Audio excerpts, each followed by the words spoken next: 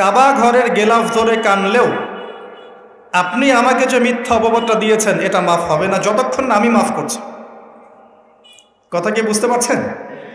মনে করেন আপনি আমাকে মিথ্যা একটা অপবাদ দিয়েছেন এবং ধুয়ে রেখে দিয়েছেন একদম মিথ্যা অপবাদ দিয়ে। যতক্ষণ আমি আপনাকে মাফ না করছি, কাবা ঘরে গিয়ে গেলাফ ধরে কান্নাকাটি করলেও এই পাপ মাফ হবে না ইনশাআল্লাহ। এই অবস্থায় মৌত হলে কি হবে?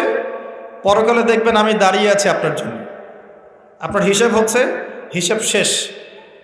আপনি সালাত, সওম, হজ জাকাতে নেকি নিয়ে উঠেছেন, কিন্তু দেখছেন আমি দাঁড়িয়ে আছি, আমার মতো আরও 10 জন দাঁড়িয়ে আছে। ওই 10 জনকে আপনি গালি দিয়েছিলেন, অপবাদ দিয়েছিলেন, তাদের গীবত করেছিলেন, তাদের সম্পদ বা সম্মানের হানি করেছিলেন। এখন কিয়ামতের মাঠে আপনার নেকি দিয়ে এই ঋণ শোধ করতে হবে, অন্য কোনো অপশন নাই। আর যদি নেকি শেষ হয়ে যায় তখন কি হবে? তখন আমার আমলনামা থেকে কিছু গুনাহ আপনাকে নিতে হবে। আল্লাহ পাক ন্যায় বিচারক। আল্লাহ পাক শুধু গফুর রহিম নন, আল্লাহ পাক শুধু পরম করুণাময় অসীম দয়ালুই নন, বরং তিনি হচ্ছেন ন্যায় বিচারক। ন্যায় বিচারক।